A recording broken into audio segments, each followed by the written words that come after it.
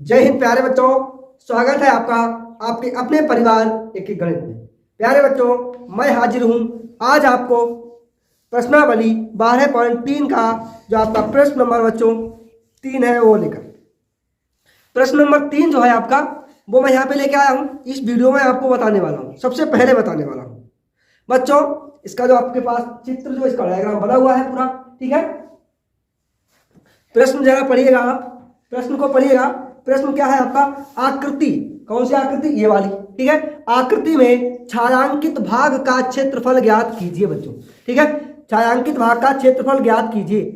A B C D, ठीक है, A B C D ये आकृति है आपकी। उसमें जो भुजा है बच्चों ए बी सी डी एक वर्ग है 14 सेंटीमीटर भुजा वाला, 14 सेंटीमीटर भुजा वाला एक बच्चों वर्ग है आपका, ठीक है। इसका जो वर्ग इसकी जो भुजा है बच्चों 14 सेंटीमीटर है, तो आप समझ सकते हो क्योंकि ये भी 14 सेंटीमीटर होगा क्योंकि ये वर्ग है ना, वर्ग की सारी भुजाएं आपस में बराबर होती हैं, ठीक है। तो 14 सेंटीमीटर का एक आपका वर्ग है बच्चों, ठीक है। 14 सेंटीमीटर का आपका एक वर्ग है। आपका एपीडी एक अर्धवृत्त है, ठीक है। बीपीसी एक अर्धवृत्त है बच्चों, ठीक है। एपीडी एक अर्धवृत्त है आपका, ठीक है, और बीपीसी आपका एक अर्धवृत्त है। और प्रश्न कहता है आपका पाई का मान 22/7 लीजिएगा, ठीक है। बात समझ में आ गई ना? तो अब आपको निकालना क्या है बच्चों? जो आपका छायांकित भाग है, जो ये कलर्ड भाग है, इसको इसका क्षेत्रफल आपको निकालना है बच्चों। अब कैसे करेंगे आप? बात यहां नहीं रुकती अभी, ठीक है। आगे देखिएगा क्या है भाई, ये देखिए यूं चलिएगा, ठीक है, और यूं चलिएगा, ये यहां तक, यहां से यहां तक, ठीक है, इतना और ये इतना, ठीक है। ये अर्धवृत्त है, समझ में आ गई बात? तो ये अर्धवृत्त है। अब अर्धवृत्त की त्रिज्या कितनी हो जाएगी? अर्धवृत्त की त्रिज्या होगी बच्चों भुजा की आधी, जो भुजा है वो अर्धवृत्त की त्रिज्या होगी, ठीक है। तो मैं आपके लिए यहाँ पे लिख देता हूं, यानी कि देखिएगा अर्धवृत्त की त्रिज्या, अर्धवृत्त की त्रिज्या बच्चों, ठीक है। अर्धवृत्त की त्रिज्या बच्चों 7 सेंटीमीटर हो जाएगी। भाई देखो बात को समझो, यहां पे मान लीजिएगा ये बिंदु है, ठीक है, ये बिंदु है अर्धवृत्त का, ठीक है ना। तो ये भुजा यहां से कितनी है? यहां से यहां तक कितनी है? आधी है। यहां से यहां तक जाएगी तो ये दोनों, ये वाला भाग और ये वाला भाग मिला के कितना हो जाएगा? पूरा हो जाएगा ना। तो पूरा मतलब अर्धवृत्त यहां तक है। अब अर्धवृत्त को मान लीजिए पूर्ण वृत्त कर दीजिएगा, तो इस तरीके से बन जाएगा, बनेगा। तो अब इसकी त्रिज्या कितनी हो जाएगी? जितनी ये भुजा है उसकी आधी, ये यानी कि ये वाली भुजा अर्धवृत्त का व्यास है, वृत्त का व्यास है। तो व्यास की आधी त्रिज्या होती है, यानी कि व्यास 14 सेंटीमीटर है तो त्रिज्या आपकी बच्चों 7 सेंटीमीटर हो जाएगी। अब वृत्त एक वृत्त नहीं है, दो अर्धवृत्त है। एक अर्धवृत्त नहीं है, दो है। सेम इधर भी वैसा ही है, तो दो अर्धवृत्त है, ठीक है। कितने अर्धवृत्त है बच्चों? दो अर्धवृत्त है आपके। तो आपको छायांकित भाग का क्षेत्रफल निकालना है, ठीक है। तो यहाँ पे अर्धवृत्त की त्रिज्या मैंने आपको लिख ली है, 7 सेंटीमीटर है आपकी। और जो आपका वर्ग है बच्चों, वर्ग की भुजा कितनी है वो मैं यहाँ पे लिख देता हूँ। वर्ग की भुजा कितनी है बच्चों? 14 सेंटीमीटर है। समझ में आ गया ना? वर्ग की भुजा 14 सेंटीमीटर है। यहां तक आप समझ गए हैं पूरी बात को। अब आपको निकालना है छायांकित भाग का क्षेत्रफल। क्या चाहिए? छायांकित भाग का क्षेत्रफल। तो देखिएगा यहां पे मैं लिखता हूं आपके लिए, छायांकित है बच्चों, ठीक है। छायांकित भाग का क्षेत्रफल क्या हो जाएगा बच्चों? अगर छायांकित भाग का क्षेत्रफल आपको निकालना है तो आपको फिर से इस चित्र के पास जाना होगा। और ये चित्र क्या बताता है कि एक वर्ग है, उसके भीतर दो अर्धवृत्त हैं। एक वर्ग है, उसके भीतर दो अर्धवृत्त हैं। अगर दोनों अर्धवृत्तों को जोड़ दिया जाए बच्चों तो एक वृत्त बन जाता है, ठीक है। आधे आधे वृत्तों को इकट्ठा कर दिया जाए, इसको यहाँ पे लाके इधर से जोड़ दिया जाए तो बच्चों ये पूर्ण वृत्त बन जाता है। बात समझ में आ गई? तो क्या करना है आपको करना ये रहता है कि जो वर्ग का क्षेत्रफल है उसमें से एक वृत्त का क्षेत्रफल आपको घटा देना है। ये तो फंडा ये है। एक तो तरीका नंबर एक ये है।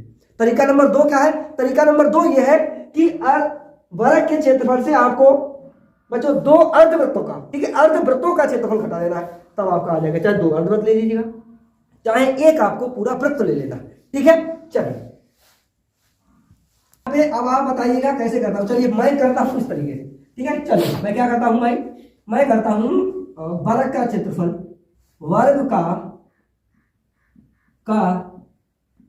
क्षेत्रफल माइनस वृत्त का क्षेत्रफल, ठीक है, माइनस वृत्त का क्षेत्रफल बच्चों, ठीक है।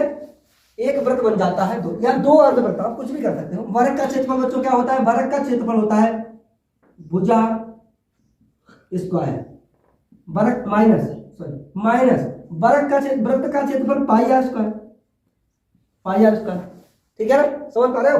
पाई आर स्क्वायर। अब भुजा कितनी है? 14 है बच्चों, 14 का स्क्वायर माइनस पाई 7 गुणे 7, क्योंकि वृत्त का जो आपकी त्रिज्या है वो 7 है, ठीक है ना। तो चलिए भाई, इससे ये 7 कट जाएगा और 14 का 14 में आपको गुणा करना, ठीक है। तो 14 का गुणा करोगे आपका आ जाएगा 196 माइनस आपका ये आ जाएगा बराबर नहीं माइनस है, ठीक है, 154 आ जाएगी, ठीक है। 7 दूने 22 7 154 होता है, ऐसे कर सकते हो आप, ठीक है।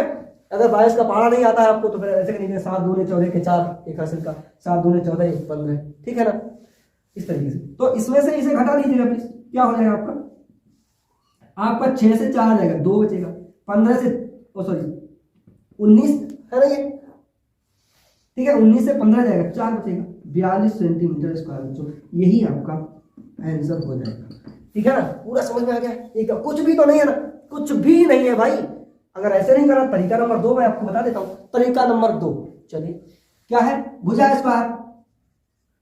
स्क्वायर माइनस 2 अर्धवृत्त है ना, तो 1/2 पाई आर स्क्वायर, ऐसे करना, सही है ना। क्योंकि 2 है तो 2 इधर लिख लीजिएगा, इस तरीके से करिए। चलिए भुजा कितना है? 14 स्क्वायर है माइनस 2 1/2 गुणे पाई गुणे आर स्क्वायर, तो 7 गुणे 7, ये तो ये कट जाएगा, ठीक है ना, ये से ये कट जाएगा ना। चलिए इसका 196 आ ही जाएगा, इसमें आप देख ही चुके हैं। इसका कितना हो जाएगा? 154 122 7 154, तो 2 बार है गुणे 154/2, 154/2, इससे ये कट जाएगा, बात तो वही है ना बच्चों, ठीक है ना। कितना आएगा आपको? 42 बचेगा, आंसर तो वही आ रहा ना।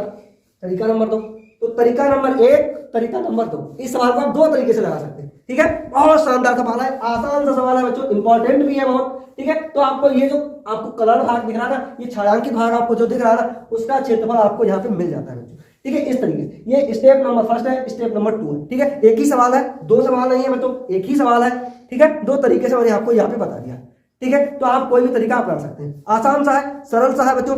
देखिए बच्चों, आपसे ये भी अनुरोध है, आप अगर वीडियो आपको अच्छा लग रहा है, ठीक है, बहुत ज़्यादा अच्छे तरीके से आपको समझ में आ रहा है, तो प्लीज़ इस वीडियो को ज़्यादा से ज़्यादा लोगों में शेयर भी करिएगा और खुद देखिएगा, ठीक है। और आपके जो सारे मित्र हैं उनको भी दिखाइएगा, उनको भी लाभान्वित करिएगा और आप भी इससे लाभान्वित होइएगा बच्चों, ठीक है। चलिए अगला क्वेश्चन मैं आपके लिए लेके चलिए, ये आपका बच्चों अगला प्रश्न है, इसका डायग्राम आपके सामने है बच्चों। ये प्रश्न है, जरा पढ़िएगा। प्रश्न वही कह रहा है कि छायांकित भाग का क्षेत्रफल आपको ज्ञात करना है। प्रश्न कह रहा है कि छायांकित भाग का क्षेत्रफल ज्ञात कीजिए प्यारे बच्चों आपको, जहां 12 सेंटीमीटर भुजा वाले एक समबाहु त्रिभुज, ठीक है, 12 सेंटीमीटर भुजा वाले एक समबाहु त्रिभुज OAB, ये एक त्रिभुज है जो समबाहु है बच्चों, ठीक है। और O वृत्त को, ठीक है, जो केंद्र है ना, केंद्र को O को केंद्र मानकर, और वृत्त की जो त्रिज्या है बच्चों वो 6 सेंटीमीटर, समझ रहे हो आपको क्या है? 6 सेंटीमीटर है आपको, यानी केंद्र मानकर 6 सेंटीमीटर त्रिज्या वाला एक वृत्त है बच्चों, ठीक है। चाप खींचा गया है इसको, इसमें पाई का मान आपको 22/7 करना, 22/7 करना, समझ रहे हो? तो क्या करोगे आप? चलिए मैं बताता हूं आपके लिए। देखिए भाई, पहला फंडा क्या है, प्रश्न को समझना है। छायांकित भाग का क्षेत्रफल करना है आपको, और छायांकित पूरा आपको दिख रहा है ना, ये पूरा व्हाइट है, तो मतलब पूरे का आपको निकालना है, समझ रहे ना। ये व्हाइट है, पूरा व्हाइट है, तो पूरे इस भाग का आपको यहां से लेके इस समबाहु त्रिभुज का बच्चों, इस वृत्त का पूरे का आपको छायांकित भाग का क्षेत्रफल निकालना है बच्चों। अब कैसे निकालोगे? आप कहोगे सर क्या करना है इसमें, बड़ा सरल सा सवाल है, क्योंकि इसमें वृत्त का क्षेत्रफल प्लस समबाहु त्रिभुज का क्षेत्रफल बच्चों, लेकिन ये तरीका गलत है। आसान है, अगर आप जैसे समझ रहे हो ना कि वृत्त का क्षेत्रफल निकाल लीजिएगा सभी और समबाहु त्रिभुज का क्षेत्रफल दोनों को प्लस कर दीजिएगा, उत्तर आ जाएगा बच्चों। ये तरीका बिल्कुल इस तरीके से आप इसका आंसर नहीं ला सकते हो, ला ही नहीं सकते हो इसका, क्योंकि भाई समझ ही लग रहा, ये जो आपको ये दिख रहा है ना, ये जो आपको दिख रहा है बच्चों, ये जो आपको दिख रहा है भाग, ये वाला भाग, यहां से ये भाग, ठीक है। ये भाग 2 बार काउंट हो रहा है, एक बार तो त्रिभुज में भी काउंट हो रहा है, एक बार इसमें भी काउंट हो रहा है, वृत्त में काउंट हो रहा है बच्चों, हो रहा है ना, हो रहा है। एक बार वृत्त के साथ भी ये जुड़ रहा है, एक बार जब आप समबाहु त्रिभुज का क्षेत्रफल निकाले हैं तब भी जुड़ रहा है, 2 बार हो जाता है, लेकिन भाग तो एक ही है।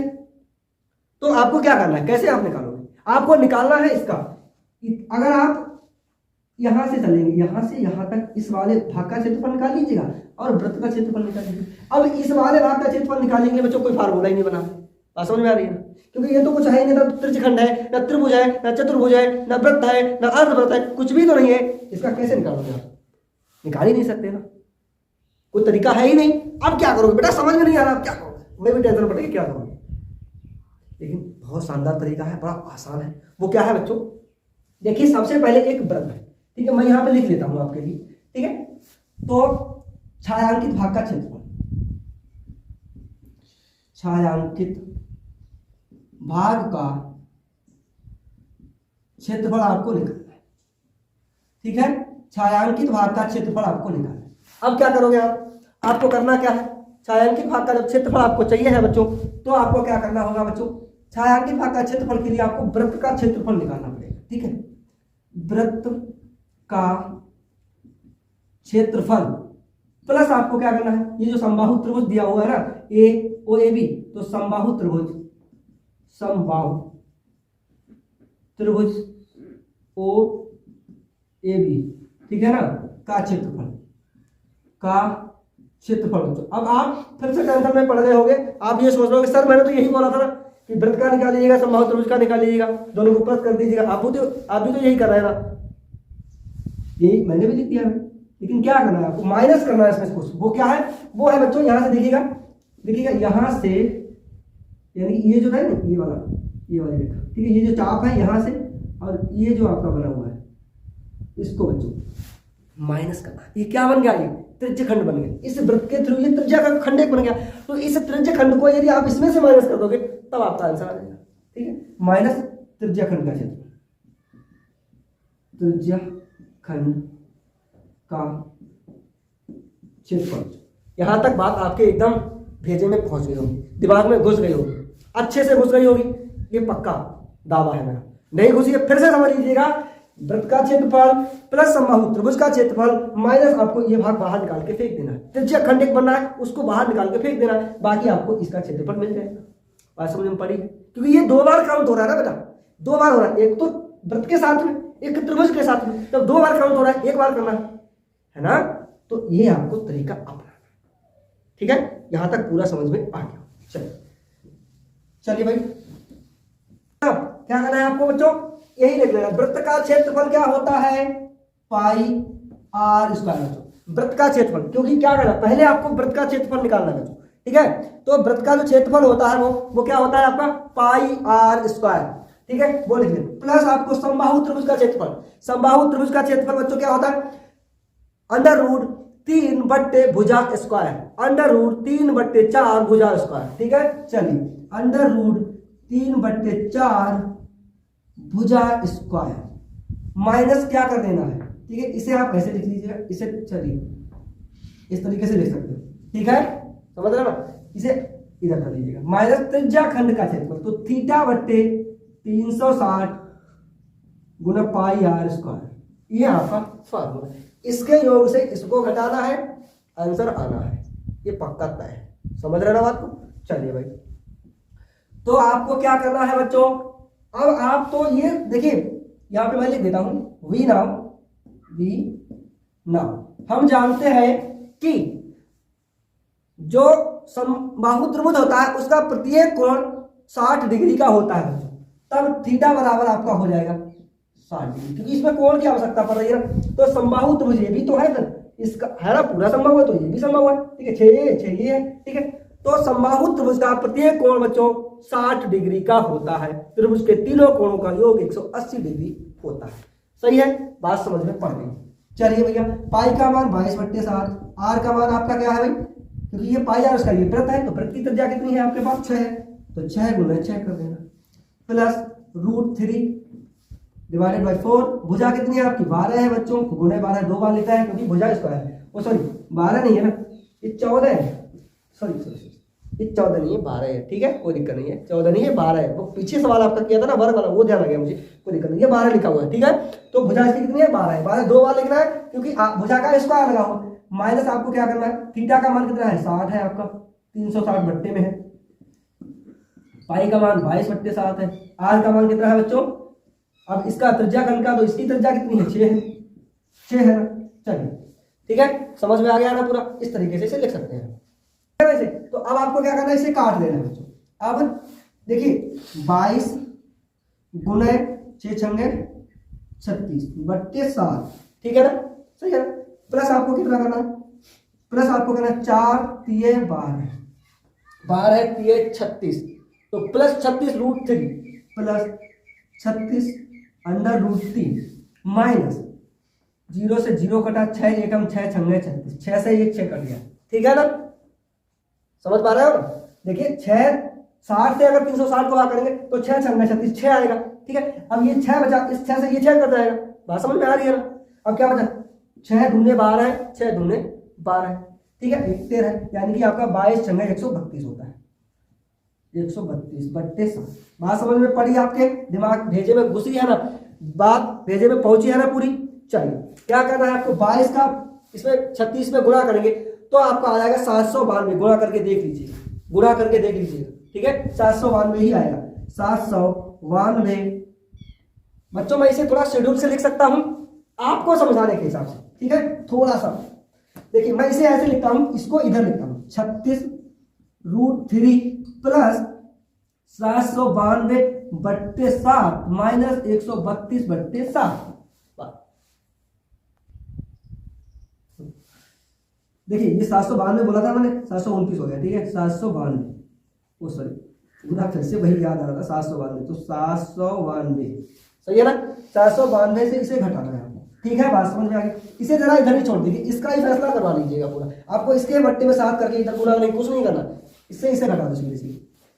36√3 प्लस 2 से 2 जाएगा 0 बचेगा आपका, 7 9 से 3 जाएगा कितना बचेगा, 6 बचेगा, बच्चा 6 बचेगा, समझ रहे ना। 7 से 1 जाएगा 6 बचेगा, बट्टे में 7 बचेगा बच्चों, ठीक है, बट्टे में 7 बचेगा, ठीक है, बट्टे में 7 बचेगा। बच्चों आपका ये साधारण तरीके से प्रश्न एकदम बहुत बेहतरीन तरीके से हल हो जाता है, समझ में आ रही है ना बात, आपको समझ में आ रही है ना। तो 36√3 प्लस 660 बट्टे में 7 एकदम बिंदास तरीके से आ गया, समझ रहे हो। ऐसे सारे प्रश्नों को आपको हल करना है, ये पूरा आ गया ना इसका, ठीक है, एनसीईआरटी में यही आपका आंसर है, यहीं पे आप छोड़ दीजिए, कोई दिक्कत नहीं है, आप आसानी से ऐसे सवालों को कर सकते हैं बच्चों, ठीक है, आसानी से ऐसे सवालों को आप कर सकते हैं, और खुद कर सकते हैं, घर पे कर सकते हैं, कोचिंग में कर सकते हैं, और परीक्षा में भी कर सकते हैं। ध्यान रखिएगा, किसी का सहारा आपको लेने की आवश्यकता नहीं है, कोचिंग पढ़ने की आवश्यकता नहीं है, आपको फ्री पढ़िएगा, यहाँ पढ़िएगा, पूरा सोल्यूशन आपको मिलेगा बच्चों, और शानदार मार्क्स आपके आएंगे यदि ईमानदारी के साथ आप पढ़ाई कर रहे हैं तब। वैसे तो मैं नहीं कह सकता हूँ। तो ये पूरा प्रश्न आपके लिए मैंने हल कर दिया है बच्चों, आसानी से, आसान सा तरीका मैंने आपको बताया है, बिंदास तरीका है, बहुत जल्दी प्रश्न हल हो जाता है, ठीक है। तो इस तरीके से आप इसका जो है निकाल सकते हैं, आंसर आ सकता है आपका। इस तरीके से आप परीक्षा में करेंगे तो भी आपको शानदार एकदम बहुत जल्दी से भी हो जाएगा, और कोई ज़्यादा बाधा भी नहीं, गुणा भाग भी नहीं। ये तरीका मैं ढूंढ के लाता हूँ इसलिए ताकि आपको आसानी हो सके, ठीक है। चलिए।